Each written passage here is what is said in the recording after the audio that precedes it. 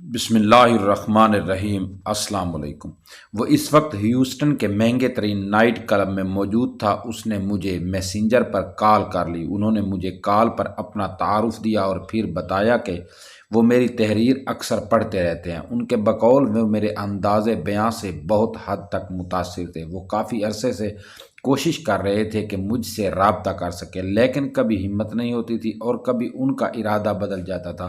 جب ہمت بن جاتی ہے اور ارادہ بھی بن جاتا ہے تو تب ان کے پاس وقت نہیں ہوتا تھا، اس لیے بات نہیں ہو پاتی تھی۔ آج بھی انہوں نے تقریباً اپنے پسندیدہ ترین وقت میں سے کچھ وقت مجھے دیا تھا اور کال کر رہی تھی۔ وہ اپنے والدین اور بہن بھائیوں کے ہمراہ ہی امریکہ میں موجود تھے۔ خود کسی امریکی خاتون سے شادی کر رکھی تھی اور گاڑیوں کا ایک گیراج بھی بنا رکھا تھا۔ گاڑیوں کے گیراج سے اللہ تعالیٰ نے ان کو کشادہ رزق دے رہا تھا، جسے وہ جی بھر کر حرام کاموں پر لٹا رہے تھے، بالکل ایسے ہی جیسے میں پہلے بتا چکا ہوں کہ وہ مجھے کال کر رہے تھے۔ تب بھی وہ بہترین اور مہنگے ترین نائٹ کلب میں موجود تھے۔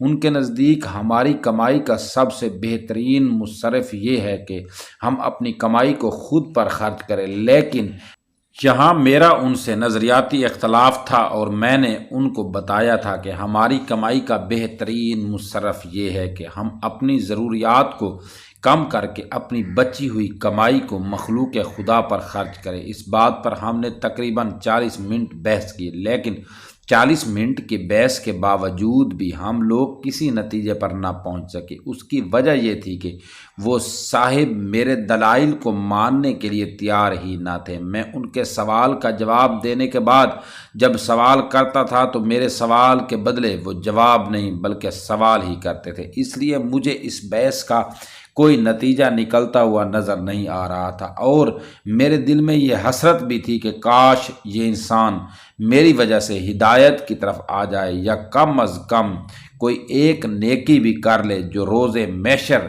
اس کے کام آئے۔ اس کا نام عمر اعجاز تھا اور پاکستان میں اس کا تعلق سندھ کے ضلع کشمور سے تھا۔ اس کی فیملی کافی عرصے سے اسلام آباد میں سیٹل ہو چکی تھی۔ والد صاحب اعلیٰ درجے کے بیوروکریٹ تھے۔ ریٹائرمنٹ کے بعد اپنی فیملی کو لے کر امریکہ منتقل ہو چکے تھے، بلکہ ان کی فیملی تو ان کی ملازمت کے دوران ہی امریکہ چلی گئی تھی۔ ریٹائرمنٹ کے بعد وہ بھی امریکہ چلے گئے، جہاں انہوں نے اپنی تمام اولادوں کو چھوٹے موٹے کاروبار بنا کر دیے، مگر ان کے اس لاڈلے بیٹے عمر اعجاز نے ان کی کمائی سے کوئی بھی حصہ نہ لیا، بلکہ اپنے بل بوتے پر اپنا کاروبار کھڑا کر لیا جس کو وہ بڑھا رہا ہے، اور ان کی تمام اولادوں میں سے اس وقت سیٹ بھی یہی ہے۔ جب میں عمر اعجاز کو اپنی کسی بات پر قائل نہ کر سکا تو میں نے اس بحث کو سمیٹنا شروع کر دیا اور اس سے پوچھا کہ وہ اس وقت کلب میں کیوں آیا ہے، تو اس نے بتایا کہ نائٹ کلب میں آ کر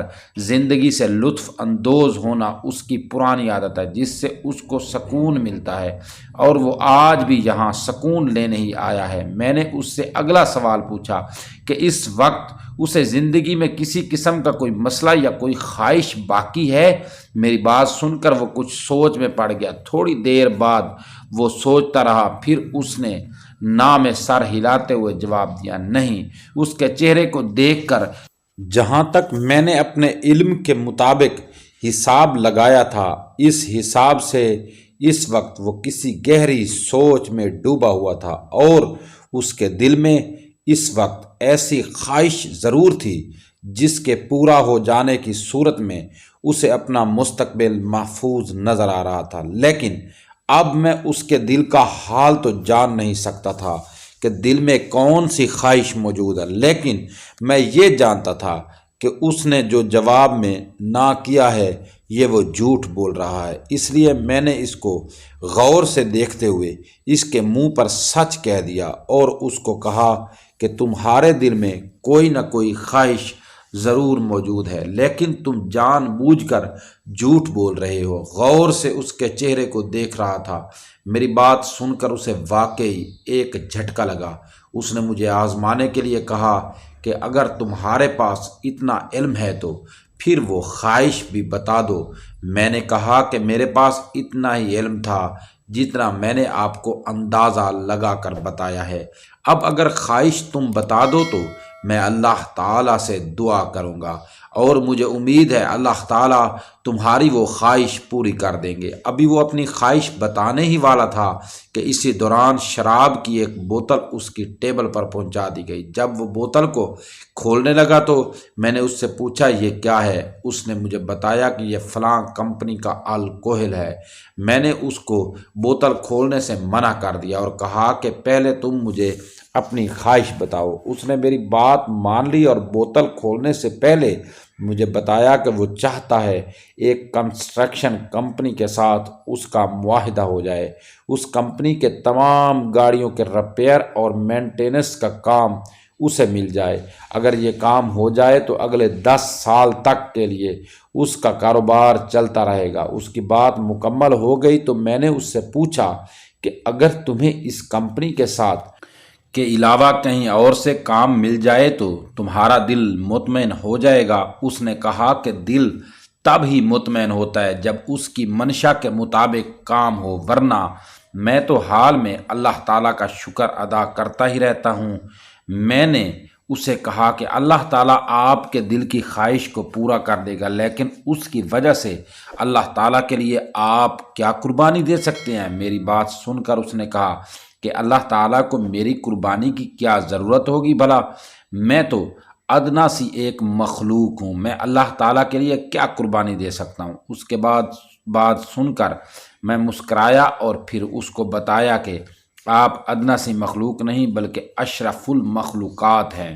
جس طرح کی زندگی آپ جی رہے ہیں ایسی زندگی کا یقیناً آپ کے بہت سارے رشتہ دار تصور بھی نہیں کر سکتے ہوں گے۔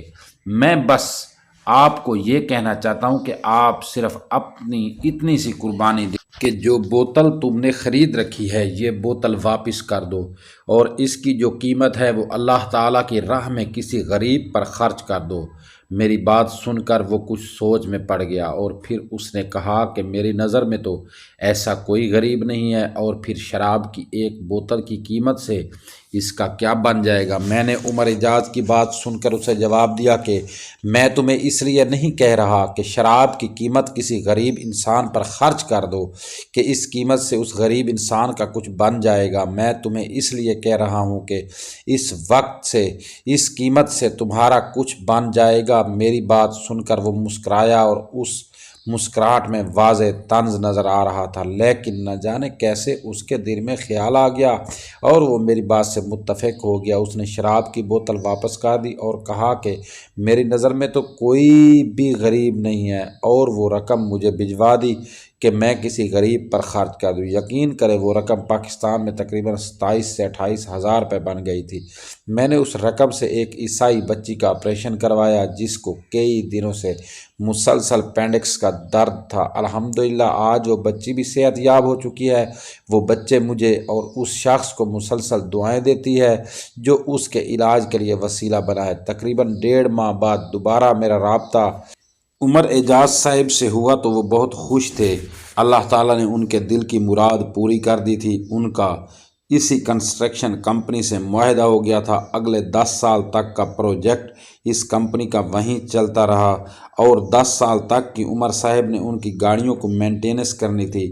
وہ آج اس بات پر یقین کرنے کو تیار نہیں ہے ان کا معاہدہ ہو گیا ہے، کیونکہ نہ تو ان کے پاس اس درجے کے کاریگر ہیں اور نہ ہی اتنا بڑا گیراج ہے۔ وہ خود بھی حیران ہے کہ انہیں یہ پروجیکٹ کیسے مل گیا۔ جب یہی سوال انہوں نے مجھ سے پوچھا تو میں نے جواب دیا کہ شراب کی ایک بوتل کی وجہ سے۔ دوستو، اگر آپ کو ویڈیو اچھی لگی تو لائک ضرور کر دیں اور کامنٹ باکس میں اللہ تعالیٰ کا ایک نام ضرور لکھیں۔ اللہ پاک ہم سب کا حامی و ناصر ہو۔ اللہ حافظ۔